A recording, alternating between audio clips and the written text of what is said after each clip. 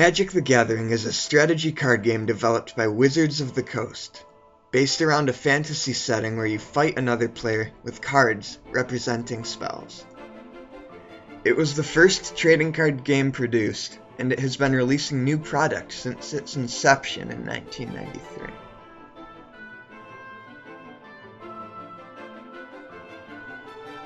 People play Magic the Gathering in a variety of ways. Some people prefer casually playing friends at a kitchen table.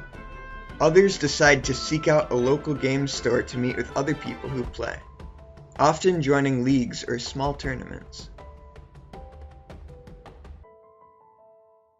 Wizards of the Coast sells cards in clusters called booster packs instead of selling individual cards. A booster pack contains a semi-random assortment of cards from a specific pool of cards. Since some cards are in higher demand than others, buying cards is almost like scratching off a lottery ticket. A secondary market has developed that sells singles as a result.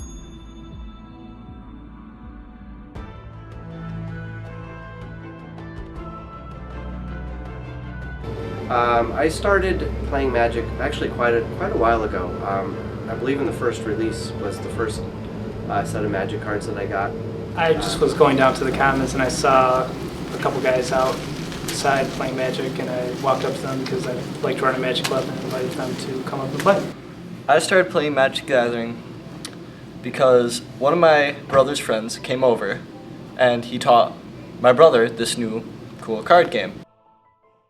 Baltimore last weekend on the SCG Tour was won by Jim Davis playing Bant Company, but we saw a lot of Humans decks, we saw a lot of white-black mid-range Eldrazi decks, we saw a lot of different things. It's hard to kind of guess what people are going to do here. Grand Prix Magic tournaments are held weekly in different cities across the world, often attracting thousands of people. Participants compete in 2 days of matches to try and bring home cash prizes. The Las Vegas Grand Prix in 2015 holds the record for the most players at a staggering 8,000. Magic has a digital game online, which some people choose as an alternate way to play the game. Although not very popular, it has a following and even has its own world championship. More popular, but less competitive, are the multiple video game titles that have been released to PC, mobile, and console, such as Duel of the Planeswalkers. Games such as these introduce new players to the game and develop strategy and rules skills. Just Games is a hobby shop in Penfield, New York that sells games of all varieties and hosts gaming tournaments. People meet here to play Magic the Gathering whenever they find time. Penfield had no full spectrum game stores running events at all. So when we did our research, this just was an area that looked like a game store. So that's how we got started.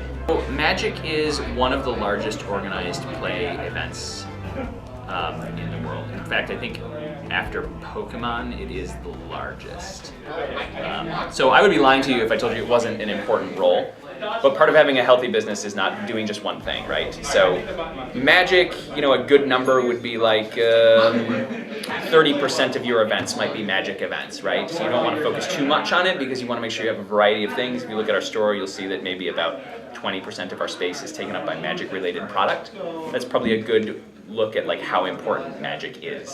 It tends to be, in our store, high school to 30-ish age range, but that varies a lot from store to store. So I know stores that are mostly kids that play, and I know stores that are mostly people in their 50s and 60s that play. The demographic for Magic is really everyone.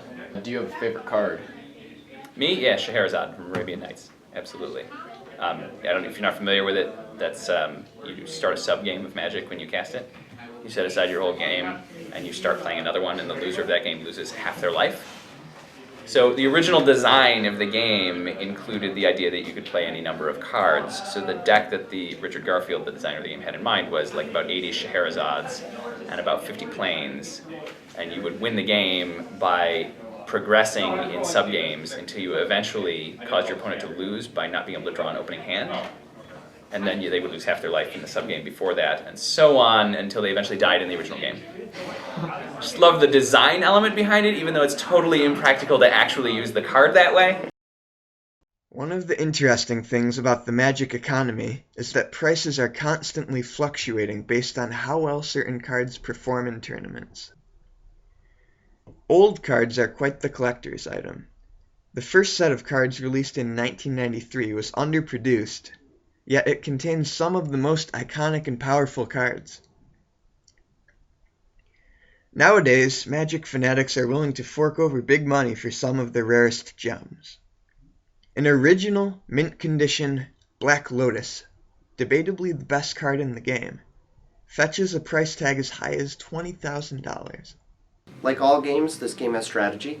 Probably more so than a lot of card games, like I said already. If you were just playing a traditional cards, there is some strategy in that.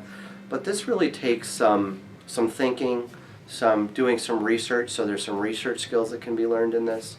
And just I think that in general in life, people need to understand how to interface with other people.